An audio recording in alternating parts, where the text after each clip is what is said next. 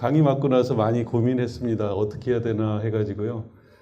그래도 이제 여러분한테 제가 그 소개를 드려야 될 사항들이 또 많이 있는 것 같아요. 제가 이제 안전을 강의를 좀 많이 하면서 또 안전 쪽에 대해서는 뭐 저한테 강의 들은 분은 아시겠지만은 국내에서 저보다 더 잘하는 사람이 있으면 제가 엄청나게 속상해할 거라고 그런 말씀까지 드렸었는데 사실 안전을 하다 보면 이제 품질 쪽 그리고 하자 쪽 이런 것들도 같이 관여하게 되기 때문에요. 여러분들한테 오늘 아마도 행정적인 것보다는 좀 기술적인 거나 아니면 여러분들이 어떤 그 용역을 그러니까 뭐 사업을 관리하는 방면에서 도움될 수 있는 그런 방법을 한번 생각을 해봤었습니다. 강의 들어가기 전에 제가 지금 볼 때 굉장히 좀 정신없이 왔어요. 실은 어차피 이거 멀리까지 와서 강의를 한다고 해서 이렇게 된 거니까 그냥 1박 2일로 해서 좀 차분하게 좀 쉬었다 가자 해가지고 그 1박 2일로 이제 티켓이랑 다 구매하고요. 그랬었는데 그 호텔까지 다 알아봤는데 엄청나게 바쁜 일이 갑자기 생기는 바람에 다 취소하고 오늘 이제 기차로 내려왔거든요. 1시에 창원역에서 내릴 때까지만 하더라도 그래도 꿈이 좋았습니다. 여기 이제 대학 앞에는 뭔가 여러 가지 좋은 게 있어가지고 밥도 좀 맛있게 먹고 끝나고 어디 스타벅스나 어디서 커피도 우아하게 마시고 그리고 들어오려고 그랬거든요. 근데 오는 길에 길을 잃어가지고서는 헤매다 보니까는 30분 훌쩍 지나가고요. 그러다 보니까는 커피숍도 없고 바로 앞에 중국집 하나 있더라고요. 짜장면 먹고 올라왔습니다. 아무튼 간에 추억이 있는 그런 곳인데요. 강의만큼은 좀 보람됐으면 싶어요. 일단 저를 만난 기념으로 이걸 좀 써두시면 좋겠습니다. 이메일은 이제 세이프시티. 저는 항상 세이프시티를 쓰니까 외는 거는 쉬울 겁니다. 그래서 한메일.net나 뭐 네이버 M8 다 좋고요. 그 다음에 이제 휴대폰 적어주시고요. 그래서 저한테 어떤 그 기술적인 사항 관련해서 물어볼 거 있으면 언제든지 물어보시면은 제가 답을 드립니다. 뭐가 쉽지 않고 그냥 답을 꼭 드리는데요. 간혹 가다가 제가 이제 그 이메일을 놓치거나 아니면 스팸 메일로 해가지고서 생각해서 아예 보지도 않는 경우도 있거든요. 그러면은 답이 며칠간 없으면은 저한테 다시 확인 문자라도 주신다면은 제가 실수하지 않고 여러분들한테 답장을 꼭 드리겠습니다. 그리고 이제 www.bizhard.com 그러니까 우리 한글로 쓰셔도 되고 영어로 쓰셔도 됩니다. 네이버 같은 검색창에다가 이거를 치시고 들어가시잖아요. 그러면은 아이디 세이프시티 하고요. 비밀번호가 이제 9999입니다. 그러면은 거기에 이제 제가 하던 강의 자료들이 많이 올려져 있어요. 일단 첫 번째로는 안전에 관련된 자료들 상당히 많이 올려져 있습니다. 다 제가 직접 만들고 제가 직접 강의하고 작성한 거기 때문에 인터넷에서 돌아다니는 강의랑은 완전히 차원이 다를 겁니다. 거기에는 화재라든지 폭발, 뭐 바람, 그다음에 지진, 뭐 이런 여러 가지 안전에 대한 많은 어떤 자료들이 올려져 있고요. 그다음에 하자랑 관련된 것도 기술적인 사항들을 좀 정리를 해가지고 올려놨거든요. 그래서 이제 그거를 참고하시면 되고요. 그다음에 이제 오늘 이 강의 자료도 좀 제공을 해드렸으면 하는 생각이 있기는 있었어요. 근데 이 강의 자료는 제가 만든 게 아니라 김성곤 건축사 표지에 나오는데요. 그 건축사님이 만들었거든요. 근데 그분한테 한번 여쭤봤어요. 그러니까 이 강의 자료가 참 잘 만들어졌던데 이거를 우리 수강하는 분들이 혹시 달라고 하면은 드려도 될까요? 그랬더니 이렇게 말하더라고요. 그냥 교재가 잘 돼 있으니까 교재를 참고하라고 하십시오. 이러더라고요. 이 말은 뭐 거절한다는 뜻이잖아요. 그래서 이 자료는 제가 드릴 수는 없습니다. 그래서 그렇다면 이 자료 말고 여러분들이 어떻게 도움을 받을 수 있을까 해서 교재 내용하고 좀 비교를 해봤어요. 그랬더니 교재 내용하고 굉장히 잘 맞아요. 그래서 이 PPT 자료가 없다 하더라도 교재를 보시면은 충분히 이해를 하실 수 있을 거라고 생각이 됩니다. 자, 오늘 이제 강의를 드리는 그 내용을요. 일단 이 김성곤 건축사께서 만든 이 강의 자료 그리고 그분이 하는 강의 자료 그런데 그분이 하는 그 강의 자료의 컬러대로 제가 하려고 했더니 일단은 저도 좀 당혹스럽긴 하더라고요. 왜냐면은 제가 행정 쪽이나 감사 쪽을 하는 것보다는 기술자 입장이기도 하고요. 또 하나는 이 파워포인트 자료가 200메가 이상 되는데 이거를 2시간에 소화한다는 거는 도저히 저로서는 어떻게 할 수가 없어요. 제가 말이 좀 느리잖아요. 근데 아무리 빨리 한다 하더라도 도저히 소화시킬 자신이 없어서 제가 일단은 할 수 있는 것만 편집을 했고요. 그 다음에 이제 내용 중에서도 어떤 내용을 할까 이렇게 고민하다가 제가 여러분의 입장이 돼서 여러분들이 뭘 필요할까 이렇게 한번 생각을 해봤어요. 그래서 저는 이제 여러분들한테 이 강의를 듣고서 수송공사를 할 때 여러분들이 뭘 답답해하는 걸까? 그리고 어떤 측면을 내가 좀 도움이 되면은 실무에 좋을 건가? 이렇게 좀 생각을 해봤습니다. 그래서 이제 여러분들이 이제 일단 이 강의를 들으러 오셨을 때 이런 측면에서 아마 기대를 하셨을 겁니다. 어떤 공사를 발주를 해야 되는데 발주를 어떻게 해야 될 건가? 발주하는 방법을 모르는 분들이 많이 있어요. 저도 이제 주변에서 간혹 이렇게 그 문의 전화를 받기도 하고 하는데 도대체 공사를 발주를 해야 되는데 발주를 할 때 처음에 ABC의 A부터 잘 모르겠다. 그게 아주 막연하다 하는 거죠. 그래서 이제 옆에 단지 소장님한테 물어보기도 하고 막 이러는 분들이 많은 것 같아요. 그래서 행정적인 측면도 아마 여러분들이 좀 어려워하는 것 같다는 건데요.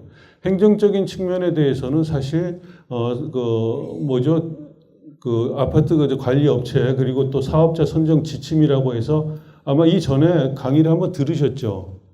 그 주택법에 파생된 그 규칙에 그 법을 아마 강의를 들으셨을 거고 거기서 아마 잘 강의가 됐을 거로 알거든요. 그래서 저는 이제 이 부분보다는 조금 더 실무적인 쪽으로 들어가서 업체 선정을 하고요. 그 다음에 어떻게 관리할 것인가 이 부분을 조금 더 여러분한테 소개를 드리려고 합니다. 그런데 이제 업체 선정을 한다고 할 때 일단 이제 어떤 업체를 선정할 건가 이런 부분에 있어서 여러분들이 고민을 하게 되는데 사실은 요새는 고민할 거리가 많이 없어지기는 했어요. 편리한 건지도 모르겠지만 어떻게 보면은 저는 굉장히 답답하고 속이 많이 쓰립니다. 왜냐면요. 이거를 이제 우리가 그 사업자 선정 지침으로 해가지고서 이 법으로 정해가지고 업체 선정을 여러분이 자율적으로 하지 못하도록 그런 식으로 만들어 버렸거든요.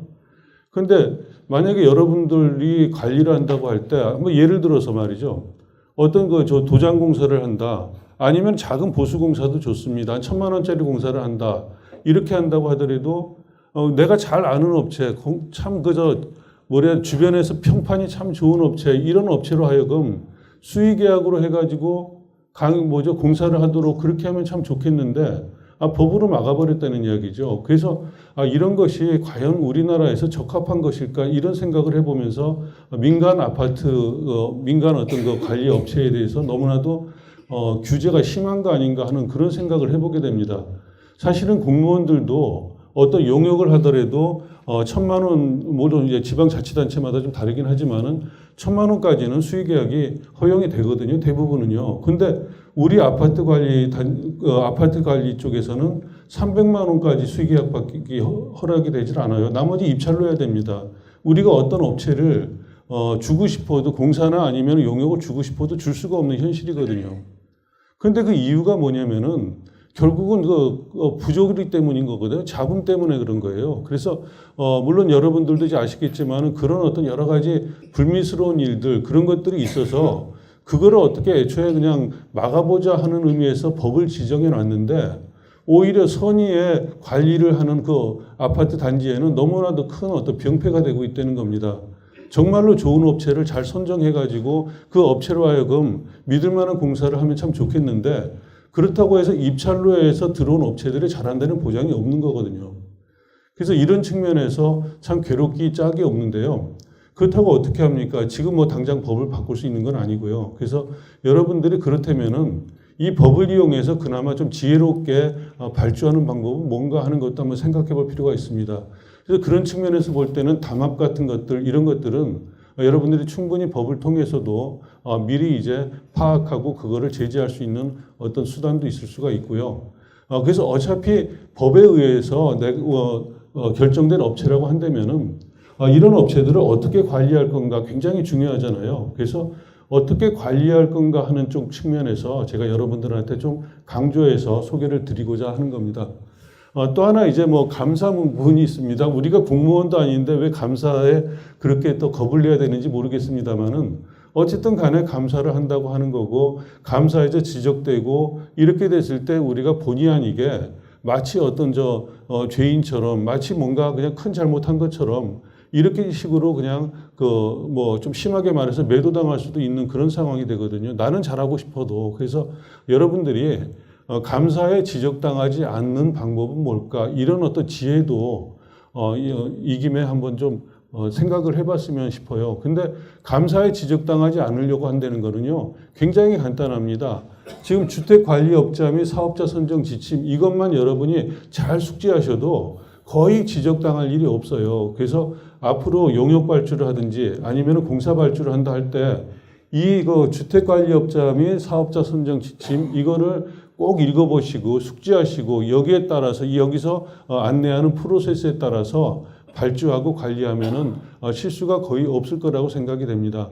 그래서 오히려 여러분들한테는 한편으로는 우리가 민간 아파트 단지에서 이렇게 그냥 관건물을 공공건물을 규제하듯이 이렇게 규제할 필요가 있을까 하는 불쾌감도 있을지 모르겠지만은 긍정적으로 되돌려서 생각하면은 여러분들한테는 또 한편으로 좀 편한 그런 수단일 수도 있다. 이렇게 이제 말씀드릴 수 있겠습니다. 그래서 이제 통계를 한번 내봤습니다. 우리 김성근 건축사가 이제 돌아다니면서 감사를 하고 여기 참여를 해서요. 통계를 내봤는데, 2015년 10월부터 3개월간 429단지를 대상으로 감사를 했는데, 75%가 적발이라니까 좀 무섭네요. 그죠? 지적을 당했다. 이렇게 이제 보이고 있고요. 그 다음에 뭐 대부분 시정명령에 그치긴 했습니다. 분야별로 보면은 이제 입주자 운영 등 관리 규약이 제일 많지만은 우리가 지금 관심을 갖고 있는 용역 분야, 공사 용역 분야도 189건이 있었다는 거고요. 비리 행위자는 뭐 그냥 바로 잽싸게 넘어가 버리겠습니다. 그다음에 향후 정부 대책이라고 본다면 앞으로 점점 더 감사를 더 강화하겠다. 그리고 지적당한 그런 아파트 단지에 대해서는 앞으로 온라인상에 공동주택 정보 시스템상에다가 이제 그냥 오픈하겠다 이런 식입니다. 그래서 상당히 겁을 많이 주고 있는데요. 아무튼 간에 여러분들이 속으로는 조금 부글부글 한다 하더라도 그냥 뭐 차분하게 중심이 뭐냐 하는 거를 좀 아시고요. 그렇게 일을 수행하시면 좋겠습니다. 이 법에서 가장 중심은 첫 번째로는 물론 비리도 있지만은 여러분들한테는 오히려 조금 미숙한 부분, 말하자면 여러분들이 이런 용역 관리나 아니면 공사 관리를 해보지 않았기 때문에 이런 것들에 대해서 미숙한 점을 좀 보완해 주는 그런 차원도 있다고 여러분이 좀 생각을 하고 긍정적으로 받아들이시면 좋겠습니다. 예, 그래서 이제 어떤 감사 결과를 좀 구체적으로 항목별로 한번 좀 정리를 해봤습니다. 그랬는데 제일 먼저 여러분들한테 소개드릴 거는 장기 수선 충당금이 사용이 좀 잘못됐다. 이런 어떤 지적사항들이 상당히 많이 있었습니다. 그래서 그 내용을 보면요. 장기 수선 충당금이라고 하는 거는 사용 목적에 맞게 지출이 돼야 되고요. 그 다음에 사용 어떤 과정에 맞도록 지출이 돼야 됩니다. 그래서 주택법 51조로 제가 기억을 하거든요. 거기 보면은 장기 수선 충당금의 어떤 사용 계획, 이런 것들을 하는 방법들이 잘 나와 있습니다. 그러니까 장기 수선 충당금, 그러니까 장기 수선 공사 계획서를 작성을 해야 되거든요. 말하자면 그 작성을 해야 되는 아파트 단지는 주택법에 나와 있습니다. 예를 들자면 300세대 이상 엘리베이터가 있는 세대 이런 식으로 해서 그 세대 그런 아파트 단지에 대해서 사용 계획서를 작성해서 가지고 있어야 되거든요. 그런데 그것을 가지고 있지도 않으면서 말하자면 그 이전에 준공됐던 아파트들도 소급해서 그거를 마련해서 가지고 있어야 되는데 이게 아마 이 법이 아마 2013년도인가 이게 아마 생겼을 겁니다. 그래서 이 조항이요. 그렇다면은 그 전에 이제 준공됐던 아파트들도 이런 사용 계획서를 가지고 있어야 되는데 그게 없이 그냥 입주자 대표들 의결로 그냥 처리를 해버렸을 경우도 있고요. 아니면은 사용 계획서라 하더라도 이것이 3년에 한 번씩 입주자 대표들이 검토를 해서 이거를 수정을 할 수가 있는데 그 전에 그냥 바로 임의대로 뭐 3년이 안 됐는데 자기네들이 마음대로 수정을 해서 집행을 해버렸다 하는 것들은 감사의 지적사항이 된다는 거거든요. 그래서 이런 부분을 좀 염두에 두시기 바라고 또 공사 비용을 장기 수송 충당금이 아닌 예비비나 수선 유지비 같은 걸로 지출을 했다 하는 것도 감사 어떤 사례 중에 하나입니다. 다시 말해서요, 일반 그냥 그 수선 유지비하고 우리 그 장기 수선 충당금하고는 상당히 많은 것이 다릅니다. 일단 크게 논란의 소지가 될 수 있는 거는 장기 수선 충당금은요, 입주자들이 내는 게 아니라 왜 입주자에는 세입자도 있고 자기 자도 있잖아요. 이거는 저기 주택 소유주가 내는 거거든요. 그래서 세입자의 경우는 장기 수선 충당금 자기가 낸 거를 나중에 정산해서 찾아가게 돼 있거든요. 근데 일반 수선 유지비는 그게 아니라 이제 입주자들이 사는 사람들이 내는 거예요. 그래서 일반 저 수선 유지비 같은 경우는 뭐 예를 들자면은 뭐 그 지하 주차장에 그 전기 담아 가는 거 뭐 이런 거 같은 것들이 거기 들어가는 거거든요. 되게 소모품이라든지 이런 거요. 그래서 그런 것들은 장기 수선 충당금을 사용을 해야 되는, 예를 들자면은 이제 하자 보수 공사라든지 아니면은 이제 그 자본적 지출이라고 해가지고 이제 우리 일반 보수 공사들이 있습니다. 그 뭐 도장 공사라든지 아니면 균열 보수 공사라든지 이런 걸 함으로 인해서 어떤 내구성을 증진을 시키거나 아니면 기능을 개선시키거나 하는 이런 공사들은 장기 수선 충당금을 사용하는 거예요. 그리고 이제 나머지 소모적인 그런 그 공사에 대해서는 일반 수선 유지비 그걸 이제 쓰게 되는 거고, 그렇게 알고서 하셔야 되고, 이따 나오긴 나오겠지만은 장기 수선 충당금하고 일반 수선 유지비에 대해서는 결제하는 또 결제자가 또 다르죠. 장기 수선 충당금은 입주자 대표가 도장을 찍게 돼 있고요. 일반 수선 유지비는 그냥 우리 소장님들, 센터장님, 그러니까 관리 주체의 장이죠. 그분이 이제 도장을 찍도록 그렇게 돼 있습니다. 입찰 과정에서도 좀 문제가 있었다 이런 건데요. 입찰 및 개찰의 일시 장소랑 관련해서 일단 우리가 이제 온라인으로 해가지고서는 입찰 시스템에 그걸 이용하지 않았을 때입니다. 그래서 이제 아파트 관리소나 이런 데서 이제 입찰을 하고 할 텐데 이런 경우에서 입찰 장소는 되게 오픈을 하는데, 공고를 하는데 거기에 개찰 장소가 없다, 이런 것들이 지적사항인데, 개찰 장소가 없다는 이야기는 이것을 공개적으로 하지 않는다는 것을 또 반증하기도 하거든요. 그 말은 뭐냐면 어떤 그 관리소장, 그 다음에 입주자 대표 몇 명, 뭐 이런 분들이 몇 명이 모여서 그 비공개적으로 개찰을 하게 된다, 이런 거는 이제 그 공식적인 어떤 입찰 절차에서 위배되는 사항이라는 거죠. 마감 시간 준수하는 것, 이런 것들, 그러니까 예를 들어서 5시까지 마감인데 5시가 넘어서 이제 서류가 접수가 됐는데 그것도 받아줬다, 이런 것들입니다.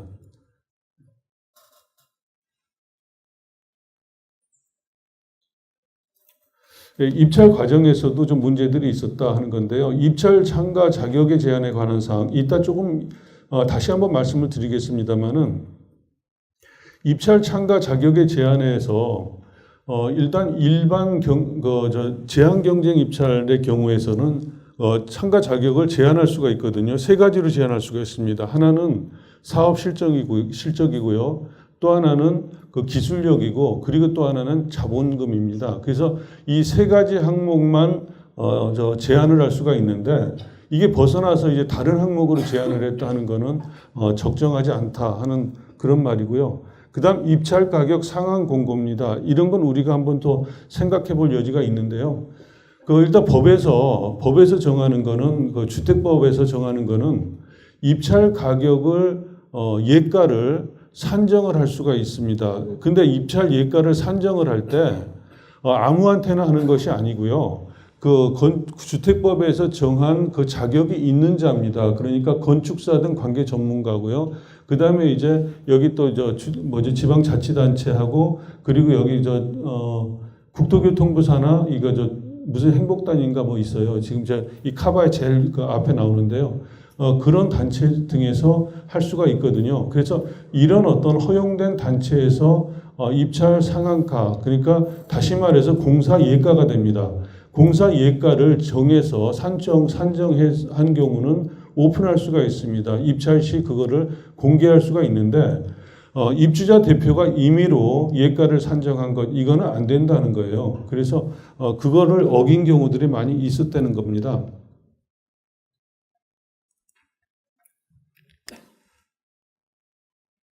그다음 낙찰 과정이요. 낙찰 과정에서는 이제 개찰 과정에서는 입찰에 참여하는 자 그리고 우리 이제 그 사업자 선정 지침에 나와 있는데요.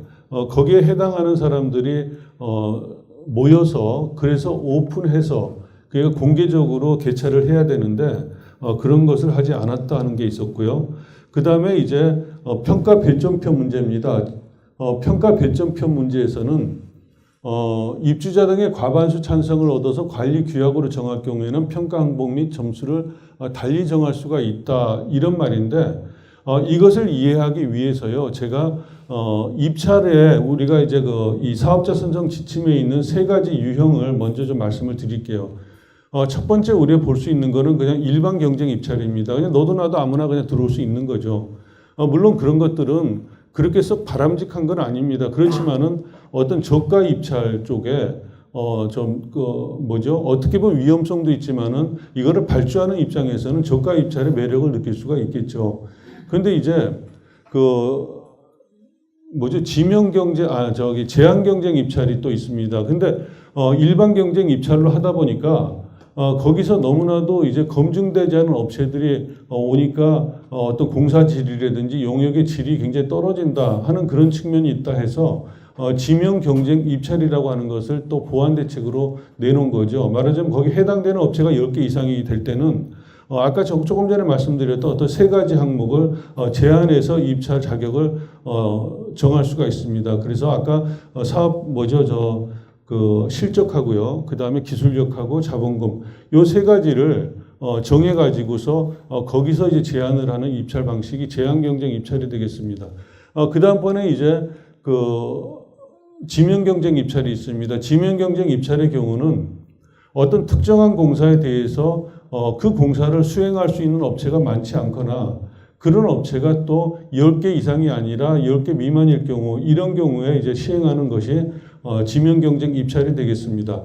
어쨌든 간에 이 사업자 선정 지침에서는 이런 어떤 입찰 방식을 택하더라도 가장 추천하고 선호하는 것은 적격심사제입니다. 적격심사제라고 하는 것은 우리 사업자 선정 지침 별표에도 나와 있고요. 우리 이제 책에도 나와 있습니다. 거기 이제 별표를 보면은 적격심사제로 해서 평가 배점표가 있거든요. 그 평가 배점표대로 점수를 매겨서 높은 점수를 따는 사람이 낙찰이 되는 거거든요. 그래서 평가 배점표를 보면은 입찰 가격도 있고요. 거기에는 이제 기술자 점수, 그 다음에 어떤 여러 가지 어떤 실적에 대한 거 이런 어떤 점수들이 있습니다. 그래서 그런 점수들을 따져서 하게 되는데 이러한 어떤 평가 배점표 상의 이 점수는 이거는 이제 입주자들의 과반수 찬성을 얻어서 관리규약으로 정한다면은 그거를 그 입주자 자기 아파트 단지에 맞는 그런 배점표로 변경할 수가 있다. 그렇지 않을 때는 우리 별표에 있는 말하자면 우리 사업자 선정 지침에 있는 그런 어떤 배점표를 따라야 된다는 거거든요. 그런데 이걸 입주자들이 그렇지 않고 말하자면 입주자들이 과반수 찬성을 얻지 않고 득하지 않고 자기네들이 마음대로 그냥 의결을 해가지고 그렇게 해서 평가 배점표의 점수 항목들을 바꿔버렸다. 이거는 이제 감사 지적사항이라는 거예요. 그래서 여러분들이 적격 입찰제로 간다고 한다면은 적격 심사제로 간다고 한다면은 바로 관리 규약에 있는지 여부부터 봐야 됩니다. 그리고 또 하나는요. 관리 규약에 최저가로 하겠다는 어떤 규약의 내용이 있잖아요. 그러면은 적격 심사표를 따르지 않아도 됩니다. 그런 것들도 여러분이 알아두실 필요가 있어요. 그런데 관리 규약에 최저가 입찰제로 한다는 그런 내용이 없음에도 불구하고 평가 배점표를 따라서 적격심사제로 가게 되면은 그것도 지적사항이 돼요. 그러니까 여러분이 이거를 발주할 때 관리 규약을 꼭 읽어보시고 관리 규약 내에 최저가 입찰로 하겠다는 그런 내용이 있는지 확인을 하신 다음에 만약에 없다면은 발주 전에 입주자들의 과반수의 동의를 얻는 절차를 먼저 밟으셔야 된다는 겁니다. 그게 상당히 중요하다고 보이거든요. 그래서 좀 꼭 그거 기억해 주시기 바랍니다. 계약 체결에서도 좀 문제가 됐다 하는 건데 사업자가 10일 이내에 계약을 체결하지 아니하는 경우 그때 이제 그 10일이 넘을 경우죠. 그때는 이제 무효로 하는데 임의로 이제 5일로 변경해 버렸다 이런 거는 안 된다는 겁니다. 5일로 변경하는 어떤 예외 조항은 있습니다. 예를 들어 유찰을 하고 그 다음에 이제 뭐 현장 설명을 할 필요가 없다 이럴 때는 예외 조항은 있는데 일반적인 상황에서는 열흘 이내에는 마음대로 그렇게 무효를 할 수 없다는 거고요. 그 다음에 낙찰 방식도 제가 조금 전에 말씀드렸던 내용입니다. 적격 심사를 원칙으로 하는데 만약에 최저가 낙찰제를 적용을 할 경우는 관리 규약으로 거기에 지정을 해야 된다는 그런 내용이 되겠습니다. 계약 주체 문제입니다. 아까 제가 말씀드렸던 내용입니다. 장기 수선 공사는 이거는 입주자 대표 회의, 그러니까 입주자 대표 회장의 직인을 찍는 거고요. 그 다음에 나머지 어떤 일반 수선 공사라든지 이런 거, 일반 보수 전기 안전관리 뭐 이런 등등의 이런 내용들은 이제 우리 소장님 도장을 찍어도 되겠습니다. 그래서 이거는 여러분들이 명확하게 판단하셔가지고 계약을 해야 되는데 사실은 이런 것들이 구분이 안 되는 경우들이 많이 있습니다만은 이 강의를 들으신 이후부터는 좀 챙겨주시면 좋겠습니다.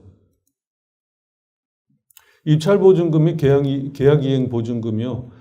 이거는 이제 입찰보증금하고 계약이행보증금. 입찰보증금은 입찰 금액의 100분의 5, 계약이행보증금은 공사 계약 금액의 이제 20% 이렇게 돼 있습니다. 그래서 이거는 이제 입찰과 공사를 순조롭게 하기 위해서 도중에 어떤 말씀 키우지 않게 하기 위해서 보장하는 그런 성격이잖아요. 근데 이제 이것을 하지 않아도 된다. 이 보증금을 받지 않아도 된다는 경우인데 지금 이제 PPT 자료에는 200만 원으로 돼 있거든요. 그런데 우리 사업자 선정 지침에는 이제 300만 원입니다. 그런데 이게 이제 왜 잘못됐을까 이런 생각을 해봤는데 혹시 이제 잘못 타이핑을 한 걸까 그러다가 아마도 이제 이 감사를 했을 당시에는 300만 원이 아니라 200만 원이 아니었을까 이런 추정을 해봤습니다. 아무튼 간에 지금은 현행 법으로는 300만 원이라는 걸 알아두시기 바랍니다. 네, 이건 그대로 넘어가도록 하겠습니다. 그 다음에 이제 기성금, 준공금 신청 및 집행, 바로 이런 부분에 대해서도 여러분들이 좀 잘 아셔야 되는데요. 이거는 조금 이따가 한 번 더 말씀을 좀 드려보도록 하겠습니다. 자, 여기서부터는요, 이제 어떤 사례입니다. 그래서 김성곤 건축사께서 이걸 작성을 하면서 이제 여러 단지의 사례들을 많이 이렇게 좀 집약을 해놨어요. 그런데 이제 아까 말씀드렸듯이 제가 말이 그 정도 빠르지가 않고 느리다 보니까 다 소화를 시킬 수가 없고 해가지고 딱 세 개 단지를 좀 이제 공통적인 거는 다 이제 빼거나 묶어가지고 좀 정리를 해봤습니다. 그리고 이런 어떤 공사를 하는 과정에서 여러분들이 어려워하는 것, 혹시라도 좀 놓치기 쉬운 것들, 이런 것들을 이 과외로 좀 더 말씀을 좀 드리도록 하겠습니다. 일단은 이제 어떤 단지에서 부적정 시공이다 해가지고서요, 도막방수 두께가 실제 1.5mm 정도밖에 안 됐다. 그런데 일반적으로 우레탄 방수 공사의 경우는 도막방수 두께가 3mm는 돼야 된다 이거거든요. 막상 가가지고 감사를 하면서 방수 두께를 재보니까 1.5 내지 1.6mm밖에 안 나오더라. 그래서 도막방수 2회를 시공해야 되는데 실제로는 1회 시공했다. 이렇게 이제 지적이 된 거예요. 근데 지금 여기서 우리가 좀 잘 생각해 볼 게 있습니다. 그렇다면 왜 이런 일이 벌어졌을까 하는 거거든요. 여러분들도 만약에요, 그냥 크게 관심 갖지 않고 넘어가다 보면은 여러분들도 이렇게 당할 수가 있어요. 제일 큰 이유 중에 하나가 뭐냐면은, 계약할 때 계약 서류가 굉장히 부족했을 겁니다. 제가 많은 아파트 단지들 저도 이제 자문도 해주고, 그 다음에 이제 점검도 나가고, 뭐 여러 가지 일을 하긴 합니다만은, 그리고 이제 또 뭐라 해야 되나요? 하자 소송 같은 거 이렇게 걸린 아파트들도 제가 접하고 있는데, 그런 어떤 단지들의 많은 경우가 어떤 서류가 제대로 돼 있지 않더라는 겁니다. 지금 여기서 보면은 도막방수 2회를 시공을 해야 된다 이렇게 했을 때 이런 경우 꼭 시방서나 아니면은 내역서 같은데 이게 반영이 돼 있어야 돼요. 근데 시방소도 없지요. 내역서에도 그냥 도막방수 이렇게만 끝나버리잖아요. 예를 들어 우레탄 방수 이렇게만 끝나버리면은 이 시공자들이 나중에 뭐라고 말하냐면 이런 근거가 어디 있느냐. 그냥 우레탄 방수 우리 하지 않았느냐 이렇게 말해버린단 말이에요. 그래서 이것은 우리가 서류를 제대로 갖추지 못했다는 것이 1차적으로 우리한테 책임이 있는 거예요. 그러면은 도대체 도막방수라고 하는 것이 뭐냐 하는 거를 먼저 한번 말씀을 드릴게요. 우레탄 방수라고 일반 이제 도막방수라고 하는 거는 그냥 이렇게 붓 같은 거 롤러로 칠하는 게 도막방수고요. 말하자면 겔 타입의 방수제를요. 거기서 대표적인 게 우레탄 방수잖아요. 그래서 이제 우레탄 방수를 가지고 한번 말을 해보죠. 제일 먼저 하는 것이 우리 하도라고 하는 거죠. 그래서 프라이머를 바르는 거거든요. 구조체랑 이 방수제랑 그 사이에다가 어떤 접착제 형태를 바르는 겁니다. 그 다음에 두 번째가 중도라고 하는 건데 중도라고 하는 재료가 그게 이제 바로 방수제거든요. 그래서 중도제, 그 방수제가 두께가 일반적으로 3mm 정도 되는 것이 표준으로 이렇게 그 시방서에 나와 있거든요. 그러면 3mm 두께를 이렇게 바르려고 하면은 한 번에 3mm가 나오지를 않아요.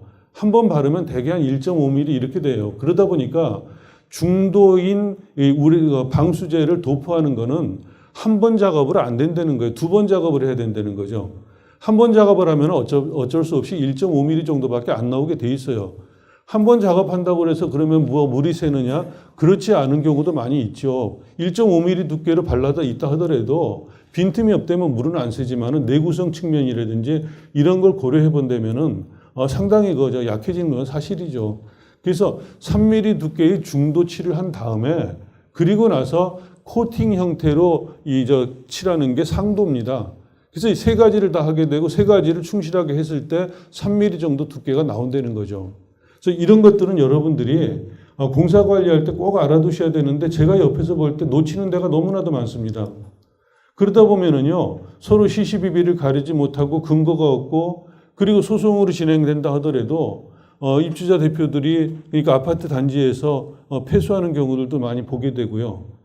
그렇습니다. 그래서 여러분들이 계약을 할 때 어떤 점에 좀 더 중점을 둬야 될 건가? 이거는 이제 교재나 아니면은 여기 PPT 자료에 나오지 않은 내용인데 제가 좀 연구를 한번 해봤어요. 여러분들한테 어떤 측면에서 좀 도움을 드려야 될까 생각을 해봤는데 일단 계약서가 있잖아요. 그러면은 계약서 자체도 굉장히 부실합니다. 보통 일반 표준 계약서를 많이 쓰는데 일반 표준 계약서 같은 경우는 어떤 아파트 단지의 특정한 상황을 거의 고려하지 못하잖아요. 근데 그 내용을 하나하나 이렇게 검토하기가 좀 귀찮거나 아니면 잘 모른다 해가지고 표준 계약서에다 그냥 도장 찍고 금액하고 날짜만 바꿔놓고 그냥 말아버리는데 그래서는 안 됩니다. 그럼 표준 계약서가 있고 그 계약서 뒤쪽에다가 계약 문항을 더 집어넣든지 안 되면은 별첨 사항으로 해가지고서 더 첨부를 해야 되는 게 계약서고요. 두 번째로 중요한 거는 계약서에 들어가는 서류입니다. 제일 중요한 게 그 계약 내역서거든요. 계약 내역서를 보면은 제가 원가계약서, 내역서, 일위대가표, 자재단가 조사표 이렇게 돼 있는데 많이들 아시겠지만 혹시라도 이쪽에 대해서 잘 모르시는 분을 생각해서 이 구성을 한번 말씀을 드릴게요. 공사 금액이 나오려고 하면은 일단 물량이 있어야 되잖아요. 그죠? 물량에다가 뭘 곱해야 되죠? 단가를 곱합니다. 그러면 이제 금액은 나오죠. 근데 단가가 세 가지가 있잖아요. 하나는 이제 재료비가 있고요. 노무비가 있고 경비가 있습니다. 그러면은 재료비에 대한 단가는요. 일반적으로 공인된 물가 자료지가 있어요. 말하자면 물가 정보라든지 물가 자료라든지 조달 물가라든지 이런 어떤 공인된 물가 자료지가 있는데 거기를 보면은 자재 단가가 나와 있거든요. 그럼 자재 단가를 그런 어떤 루트를 통해서 조사를 하면 조사한 어떤 근거가 있어야 되고요. 다음에 인건비는 어떻게 따져주냐 하면요. 인건비는 우리가 표준 품셈이라는 거를 주로 근거를 많이 합니다. 그래서 옛날에 건설부에서 우리 건축학회, 대한건축학회 의뢰를 해가지고 표준 품셈집을 만들었거든요. 그게 뭐냐면 사람들이 작업하는 거를 관찰을 해가지고 어떤 단위 면적당 또는 어떤 단위 규모당 몇 명이 투입되느냐 이런 거를 조사를 한 거예요. 예를 들자면은 도장공사다 페인트 칠을 하는데 1스퀘어미터 페인트 칠을 하는데 인부가 몇 명 들어가느냐 도장공이 몇 명 그 다음에 일반 그러니까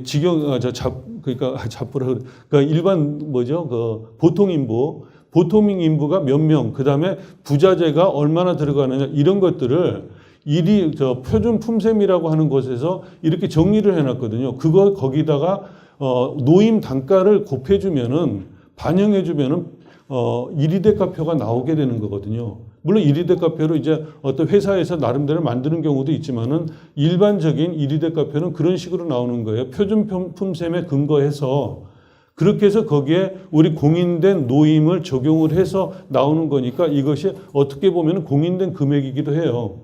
물론 근데 그렇지 않고서 회사에서 자기 나름대로 어떤 그 특정한 공사에 대해서 이리대가표를 만들어도 좋습니다만은 이런 어떤 이리대가표와 자재단가 조사표가 있어야지 물량 곱하기 단가할 때 노무비, 재료비, 그리고 경비, 그 단가가 나오잖아요. 그렇게 해가지고 곱해서 총 계를 내는 게 내역서란 말이죠. 그럼 내역서에 어떤 직접 나오는 어떤 총 계는 직접공사비라고 그래요. 그래서 그 직접공사비에다가 우리 일반적으로 들어가는 어떤 연금보험료라든지 무슨 산재보험료, 안전관리비 이런 거 있잖아요. 거기다가 이제 일반관리비라고 회사에서 관리하는 그 관리비, 그리고 이윤, 이런 것들을 다 합했을 때 그게 원가계산서상의 최종 금액이 되고 이것이 바로 계약금액이 되는 거죠. 그래서 여기서부터 쭉 어떤 그 근거들이 있어가지고 계약 내역서가 나오고 계약서에 첨부가 돼야 되거든요. 근데 그런 것들이 제대로 돼 있지를 않아요, 보면은. 그러면은 계약 내역서에 물량 같은 것도 또 제대로 나와 있지 않는데 어디서 바로 난감해지는 상황이 벌어지냐면은 첫 번째로 여러분들이 기성을 줄 때입니다. 기성을 준다고 그래서 우리가 계약서에 그러면은 공사 50% 공사를 했을 때 그럼 그 금액의 50%를 언제까지 준다 이런 거 있잖아요. 그러면은 50% 기성을 했다는데 뭘 가지고 여러분들이 증명을 할 겁니까? 날짜 가지고요. 많은 사람들은 날짜 가지고 말해요. 그러니까 일반 보수업체들이 이런 식으로 하죠. 예를 들어 6달 동안에 어떤 거죠. 공사다. 그럼 석 달 지났으니까 50% 달라. 그건 아니에요. 기성이라고 하는 거는 철저하게 금액 위주입니다. 그러니까 공사를 한 금액을 공사를 한 그 양을 금액으로 산정해서 그리고 기성률이 나오고 거기에 대해서 돈을 지불하는 거거든요.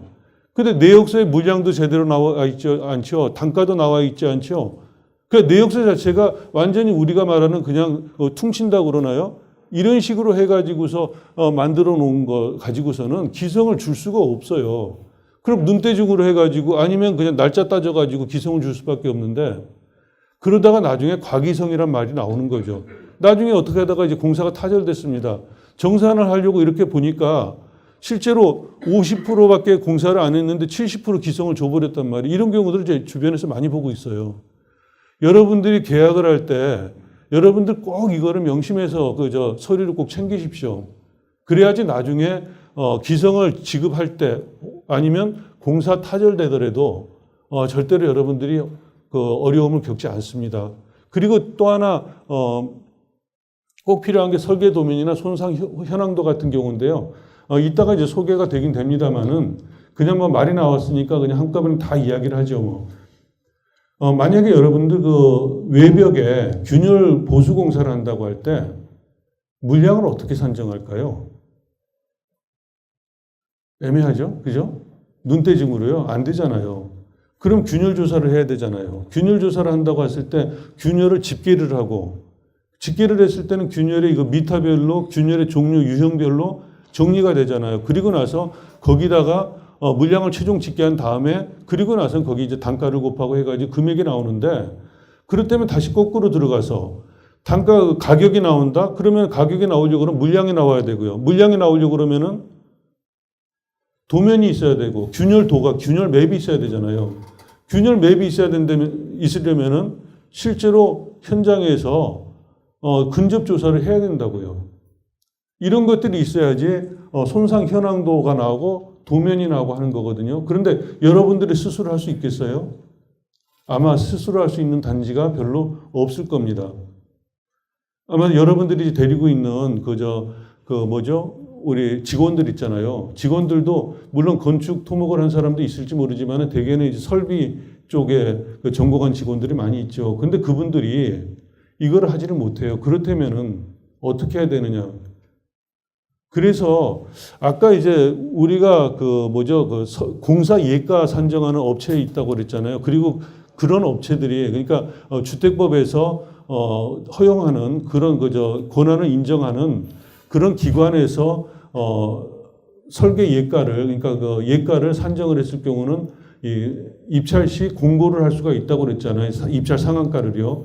그분들이 그런 어떤 예가를 산정을 한다면은 바로 이런 과정을 다 거쳐야 되거든요. 그렇다면 여기서 우리가 고민하는 것들이 약간은 덜어지게 되죠. 어차피 우리가 못하는데 이런 어떤 업체들로 하여금 이런 어떤 그 조사를 하게 하고 그 다음에 설계 예가를 산정하도록 하는 것 이런 것들은 굉장히 좋은 방법 중에 하나입니다. 그렇다면 우리한테는 굉장히 큰 짐이 덜어지는 거죠. 근데 단지 두 가지 문제가 있습니다. 하나는 뭐냐면 돈이 들어가요. 그죠? 여러분 아마 경험이 있으시겠지만은 그 500세대 정도 되는 아파트를 하더라도 이런 일련의 과정들을 거치려고 한다면은요, 한 최소한 1,000만 원 정도는 줘야 될 겁니다. 그렇다면은 한 1억 몇천짜리 어떤 그 균열 보수 공사를 한다고 했을 때, 그럴 때 이런 어떤 용역비로 한 돈 1,000만 원 들어간다면 굉장히 압박이 커요. 과연 이거를 드릴 필요가 있겠는가? 그러다 보니까 이거를 안 드리고 소장님이 말 그대로 우물딱주물딱 어떻게 하려다 보니까 나중에 근거들이 없고 서류가 미비되고 이런 경우가 생기는 거죠. 또 하나는요. 이렇게 해가지고서 용역업체를 우리가 고용해가지고 용역업체 의뢰를 한다 하더라도 이것도 입찰이에요. 그렇잖아요. 300만 원 이상일 거는 거의 확실하니까요. 근데 제가 볼 때 주변에서 이런 업체들은 상당히 많이 난립돼 있습니다. 우리 지방자치단체나 어떤 그런 업체, 그런 데서는 너무 비싸니까 어쩔 수 없이 이제 하자 적출업체 있죠. 그런 데나 아니면 건축사 사무소에 의뢰를 할 텐데 상당히 수준 낮은 데가 많아요. 그러면 그 사람들을 어떻게 관리할 거냐. 그 사람들이 엉망진창으로 해가지고 오면은 여러분들은 어떻게 할 거냐. 참 그것도 참 애매합니다. 너무나도 애매한데 그것까지 어떻게 막을 수 있는 방법은 참 아직까지 뚜렷한 묘수는 없습니다만은 여러분들이 그런 거를 좀 염두에 두시고 좀 관리를 하셨으면 말하자면 어떤 이런 용역을 주더라도 용역 업체 관리부터 잘 하셔야지 그러지 않고서는 이런 서류들이 엉망으로 나올 수가 있다는 거죠. 그리고 아까 말씀드렸던 시방서의 문제입니다. 시방서가 누락된 현장들이 참 많았어요. 시방서에는 우리 일반적으로 말하는 표준시방서라는 게 있습니다. 이 표준시방서는 마음대로 다운받을 수가 있어요. 그러니까 국토교통부에 그 자료실 들어가도 일반 표준시방서들은 얼마든지 다운받을 수가 있고요. 그 다음에 이제 특기시방서라고 하는 건데 그런 표준시방서에 없는 특수한 공사에 대해서는 특기시방서라는 게 있습니다. 이거는 해당 업체에서 만들 수도 있고요. 또는 이제 그 업체가 속한 협회 같은 데서도 만들어내기도 합니다. 그래서 이런 특기시방서나 표준시방서가 또 첨부가 돼야 되는데 아까 같은 도막 두께가 1.5mm밖에 안 나왔다. 이거를 시방서대로 시공을 했더라면은 그렇게 될 수가 없거든요. 근데 시방서가 거기 또 첨부가 돼야 되는데 그런 것들이 안 됐을 때 이런 문제들이 생긴다는 거를 좀 염두에 두시기 바랍니다. 그리고 이제 욕심 같아서는 수량 산출 근거도 참 있으면 좋겠다 하는 내용이고요. 자, 그래서 이제 바로 제가 말씀드렸던 내용이 바로 이런 내용들입니다. 그러니까 시방서가 없거나 내역서에 규격이 표기가 되지 않았을 때는 3mm 이상 시공을 해라 이렇게 표준화가 돼 있음에도 불구하고 업체가 마음대로 공사를 할 수가 있다는 거죠. 다음에는 이제 기와교체에 대한 부분입니다. 이것도 우리가 좀 생각을 해볼 겁니다. 근데 굉장히 상식적인 것 같지만은 상당히 많은 업체들이 이제 이런 어떤 오류를 범하게 돼서 그래요. 지금 이런 경우 보면은 발주를 할 때 기와교체 범위를 30%로 하라고 이렇게 발주를 했단 말이에요. 근데 감사하는 분들이 가서 감사를 해보니까 한 5%밖에 이거를 교체 공사를 하지 않았다 이거거든요. 자, 이런 문제가 왜 발생했을까 하는 거죠. 일단은 기와가 구기와랑 신기와랑 교체되면은 교체된 부분은 여러분이 육안으로 판단할 수는 있습니다.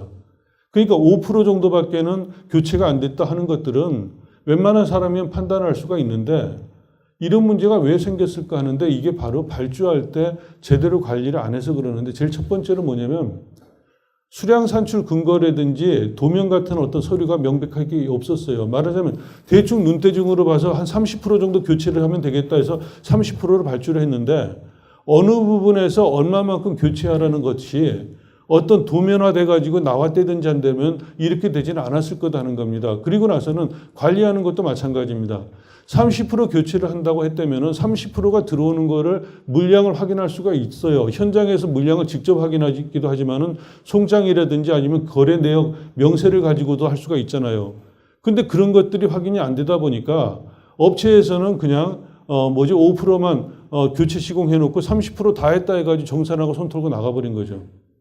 바로 이런 것들은 굉장히 상식적인 것 같지만은 제가 옆에서 볼 때 이런 유사한 사례들이 많이 있었어요. 그래서 여러분들도 이런 것들 꼭 좀 유념하셔가지고 업체들 믿지 마시고요. 여러분들이 하나하나 좀 챙기고 꼼꼼하게 좀 관리를 하셔야 될 필요성이 있습니다.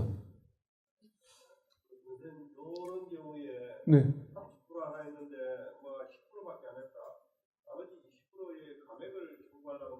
바로 정산을 할 수가 있습니다. 계약서에서 정산을 하면 되고요. 계약을 통해서요. 그리고 계약을 통해서 정산하려면 제가 아까 말씀드렸듯이 내역서가 그렇게 중요한 거예요. 이 10%밖에 안 했는데 30%에서 20% 감하려고 그러면 어떻게 정산합니까? 내역서에 그 내역 단가가 있어야지 20% 감할 수가 있잖아요. 내역서가 굉장히 중요하다는 거죠. 아시겠죠? 네. 예를 들어서 30% 하는데 25% 했어요. 네.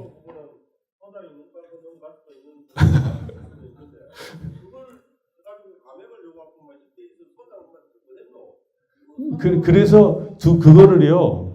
그렇기 때문에 거래 명세서하고 그다음에 우리가 올 때 재료가 들어왔을 때 검수하는 게 중요하다는 거예요.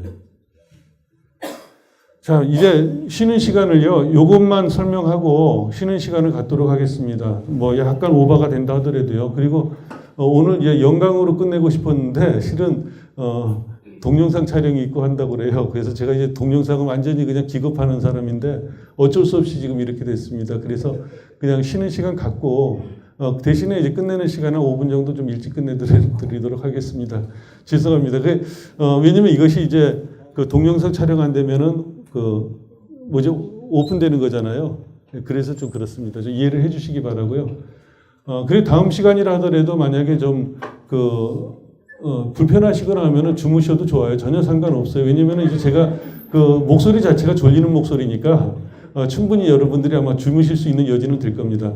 한 가지만 여기 이 교재랑 다른 내용을 참고 삼아서 한번 말씀을 드릴게요. 지금 이제 이런 기와들이 여기에 이제 옥상에 이렇게 올려져 있다는 건데 이런 것들은 여러분들이 한번 유념해야 될 그런 어떤 사례가 있어서 그렇습니다. 꽤 오래됐습니다만 시카고에 태풍이 불어왔어요.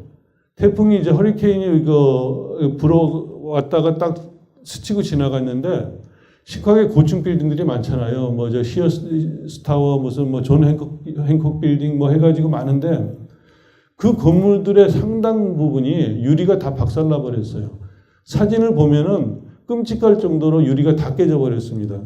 원인을 조사를 해보니까 어떤 고층 빌딩 옥상에 조경을 한다고 그래가지고 거기에 이제 자갈 같은 것들을 쭉 깔아놨어요. 근데 그게 이제 태풍에 그냥 날려다닌 건데요. 이런 것들이 그냥 무거우니까 괜찮을 것 같죠? 그렇지 않아요. 이게 기류를 타가지고 한번 딱 들어 올려지잖아요.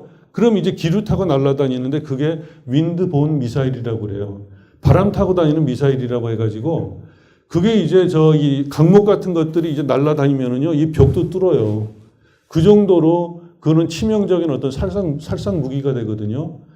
실제로 제가 동해안의 후포 쪽에 가가지고 조사한 바로는 우리 철판이 있잖아요. 공사하려고 철판을 쌓아놨는데 철판이 붕 떠가지고 철판이 날아다닌 사례까지 있습니다. 그래서 여러분 이제 태풍도 올 때도 여러분 점검을 하고 하잖아요. 그럴 때 어떤 걸 점검할 건가 참 막연하긴 하죠. 근데 그 중에 하나가 옥상 같은데 이런 높이 있는 곳에 이런 식으로 이렇게 바람에 혹시라도 날릴 수 있는 물체가 없는지 벽돌 같은 게 없는지 이런 것들을 점검하는 것도 굉장히 중요해요. 그래서 이제 오늘 그 강의랑 약간 별개지만은 여러분한테 도움 될 것 같아서 좀 말씀드렸고요. 이렇게 이제 강의하면서도 한쪽으로 굉장히 답답한 게 있는 게요. 보수 업체들이 와서 속썩일 때 어떻게 우리가 대처해야 되느냐 묘답을 드릴 수가 없어가지고 그래서 너무 좀 답답해요. 우리 보수 업체들이 굉장히 그 수준 이하의 업체들이 난립한 그런 현실이라서 옥석 가리기도 쉽지 않은 데다가 거기다 이제 입찰로 하도록 법으로 정해버렸으니까 정말로 자격이 미달된, 말하자면 이제 표면적인 자격은 될지 몰라도 공사할 능력이 안 되는 회사들이 들어왔을 때 어떻게 해야 될 건가 참 난감하거든요. 한 번은 어떤 소장님이 저한테 이메일을 보내왔습니다. 자기가 이제 공사를 발주를 해서 관리를 하려고 하는데 이런 방법은 어떻습니까? 해가지고 공사 내용하고 그 다음에 공사 스펙 시방서 요걸 좀 보내왔어요. 보니까는 너무 엉터리더라고요. 엉터리 정도가 아니고 이런 겁니다. 그러니까 사람으로 말하자면은 어디 지금 배가 아파가지고 거기에 굉장히 중한 병이 들었는데 왔다 갔다 지나가는 사람이 뭔가 이제 의료에 대해서 좀 안다고 그래서 어떻게 한마디씩 던졌는데 이쪽에 무슨 엉덩이 쪽에다 파스를 붙이면 낫는다 요렇게 이제 말을 했다 치자고요. 그걸 믿고 그거를 그대로 발주를 한 형태가 돼버렸어요. 유지 관련 회사 업체에서 왔다 갔다 하다가 자기 마음대로 그냥 이렇게 보수하면 됩니다 해서 이제 그 설계안이 만들어진 건데 제가 보니까 이거는 완전히 1억 정도 들어가는 돈인데 완전 헛돈 쓰게 생겼어요. 그래서 그 소장님한테 이제 전화를 하고 또 이메일로 안내를 해줬죠. 이런 경우는 이렇게 보수해서는 절대로 안 됩니다. 꼭 안전진단을 저걸 부분적으로 어떤 전문가한테 의뢰를 해서 보강안을 처방을 받고 그렇게 하십시오 해가지고 거기까지는 굉장히 잘 됐습니다. 그리고 이제 업체 선정까지 됐는데 그 소장님이 나중에 다시 어떻게 연락이 됐어요. 그런데 물어보니까 그 업체 때문에 너무너무 고생을 했다고요. 그러니까 그렇게까지 보강안까지는 다 잘 나왔는데 이제 업체를 선정했을 때 그 업체가 할 수 있는 능력이 있는 업체가 아니고 그래서 그 업체로 하여금 공사를 시키는데 자기가 얼마나 많이 힘들었는지 모른다 이런 이야기를 하더라고요. 참 많이 마음이 아팠어요.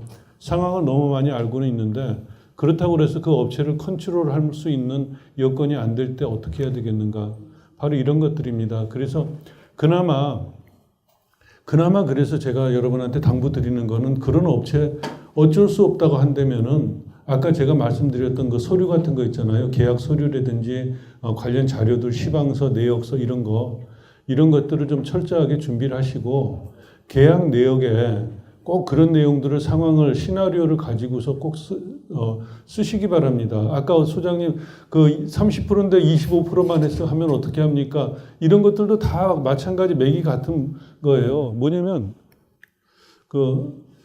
우리가 시나리오를 항상 그려봐야 됩니다. 이 공사를 할 때 부적격 업체가 됐다. 이 사람들이 도중에 땡깡 부린다. 어떻게 할 건가? 이 사람들이 30% 한다고 그랬는데 10%만 하고선 나중에 그냥 그거 그냥 그대로 넘어가려고 한다. 이런 어떤 시나리오들을 머리에 그려가면서 거기에 대해서 다 계약 서류에 다 써놔야 되고 그리고 거기에 대해서 그 계약 이행 보증 증권을 꼭 받아두시고 그 다음에 이제 하자증권 받아두시고 이래서 이제 만약에 그 업체가 안 된다고 했을 때는 어떤 그 보험을 통해서라도 보장받을 수 있도록 그렇게 하는 것이 일단 차선책이다 하는 거죠. 꼭 명심하시고요. 그리고 이제 남은 시간은 한 7분, 38분 이 정도 남은 것 같은데요. 나머지 시간 동안에 간단하게 이제 잘못된 사례 한 번 더 정리하고요. 그리고 잘된 사례를 한번 또 소개를 드리도록 하겠습니다. 불법 하도급인데 이것도 여러분이 좀 잘 모르던 내용 중에 하나일 겁니다. 전문건설업이군요. 대개 이제 우리가 아파트 하자 보수를 할 때 아니면은 이제 장기 수전 충당금에 의한 보수 공사를 한다고 할 때 대개는 이제 전문건설업입니다. 시설물 유지관리업 면허를 가진 업체들이 주로 많이 하거든요. 그러면 시설물 유지관리업은요, 우리가 하도급 이 라인에서 제일 하위에 있거든요. 다시 말해서 원래 정부 방침은 하도급을 안 주는 게 제일 좋은데 어쩔 수 없다 했을 때 일괄 하도급은 안 되지만은 어떤 특정한 공사에 대해서 분할해 가지고 하도급은 줄 수는 있는데, 그런데 제일 밑에 하위에 있는 시설물 유지관리업은 하도급을 줄 수가 없는 구조입니다. 제일 바닥에 있기 때문에요. 그런데 여기서 시설물 유지관리업에서 또 시설물 유지관리업으로 하도를 줬다, 외주를 줬다. 이거는 이제 잘못됐다는 거죠. 그 이유는 뭐냐면 시설물 이걸 이제 공사를 계약을 한 업체가 시설물 유지관리업인데 도장, 방수, 기화 교체 공사거든요. 그 중에서 방수 공사를 다른 업체, 다른 시설물 유지관리업에 속한 업체에게 외주를 준 겁니다. 하도를 준 거죠. 이거는 안 된다는 거죠. 종합건설업에서 이 전문 건설업, 그러니까 시설물 유지관리업으로 외주를 주는 거는 괜찮은데 바로 그런 내용을 말하고 있습니다. 그 다음에 이제 수선 공사 후에 보관 서류, 이게 꼭 좀 챙겨야 된다는 거거든요. 이제 되게 감사 나오면은 빤하잖아요. 이 서류 다 내놔라 하는데 서류 미비되면 벌써 거기서 이제 지적사항이 되는 거니까 이런 서류들을 꼭 챙기기 바란다는 겁니다. 그리고 5년 동안 보관하는 거 잊지 마시기 바라고요. 입찰 과정에서 담합 의혹이다 이렇게 했는데 이거는 달리 말하자면 여러분들이 입찰을 진행을 할 때 담합의 의혹이 있는 경우를 캐치를 해가지고 그것을 막을 수 있는 그런 요령이라고 볼 수도 있겠습니다. 물론 이제 의도적으로 그 담합을 하는 사람들을 눈 감아 주기도 하고 경우에 따라서는 그분들하고 이렇게 야합이라고 그럴까 이런 경우도 있을지 모르지만 이거는 우리가 이제 거론하지 않기로 하고요. 이거 우리가 생각하면 안 되는 거니까. 그랬을 때 우리는 정상적으로 발주를 하기를 원하는데 시공 업체들끼리 담합을 하는 경우 그나마 우리가 좀 잡아내고 싶은데 그걸 좀 거르고 싶은데 어떻게 할까? 그 중에 이제 요령이 몇 가지가 있어서 여기에 이제 실어진 겁니다. 저도 한번 옆에서 관찰해 본 적이 있어요. 근데 이제 담합이라고 하는 것이 예를 들자면 우리 이제 대형 건설업체도 마찬가지긴 합니다만은 담합을 한다는 의미는 몇 개 회사들이 모여서 나눠 먹기식 이게 제일 큰 거잖아요. 그러면은 이제 우리 아파트 같은 경우도 하자보수 공사 이런 게 담합이 참 흔하게 이루어지고 있거든요. 그러면은 어떤 A라는 회사가 나 이 아파트 내 찜했어. 그러니까 당신들 옆에 이제 같이 이렇게 짜고 하는 회사들한테 너희 손대지 마. 그리고 너희 좀 들러리 좀 서줘야 되겠어. 내가 그러니까 2억을 나는 쏠 거니까 니네 2억 1천, 2억 2천 이렇게 해라 해가지고 짜고서 이제 입찰을 하면 그게 담합이잖아요.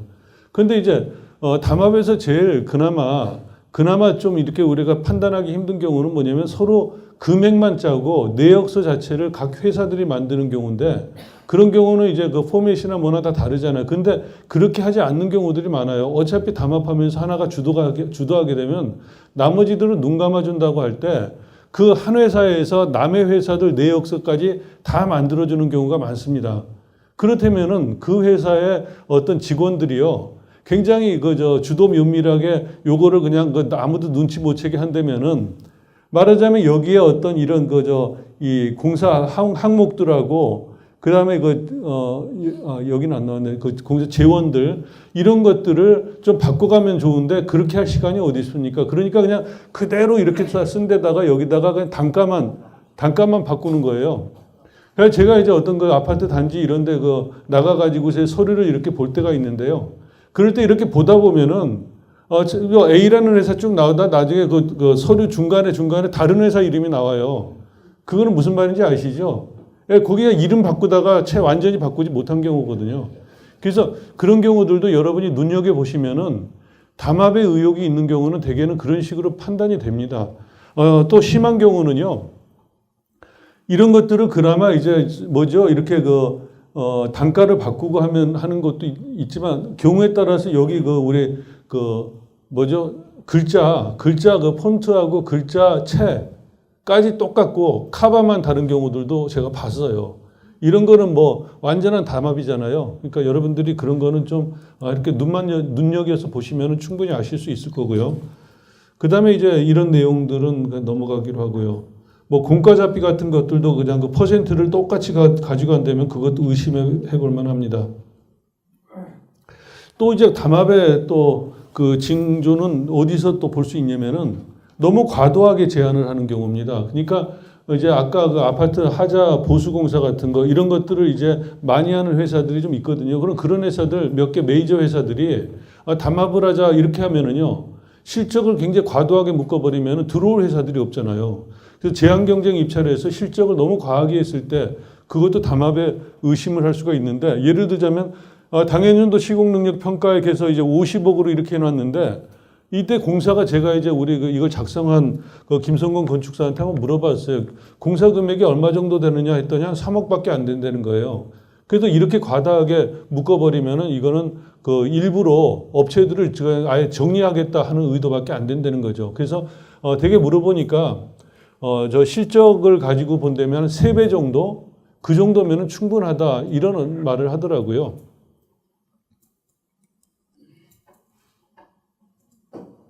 예, 그 다음에 아까 제가 말씀드렸죠. 제한 대상이 아닌 어떤 항목을 공고를 했다는 건데, 아까 제한 입찰의 경우 제한 대상은 3가지로 나눈다고 그랬습니다. 하나는 사업 실적, 그 다음에 기술력, 자본금이거든요. 이거를 떠나가지고서 무슨 뭐 ISO 무슨 뭐 인준을 받았다든지 이런 것들이 있어야 된다는 것들은 여기에 우리 사업자 선정 지침에 위배되는 그런 내용이라는 겁니다.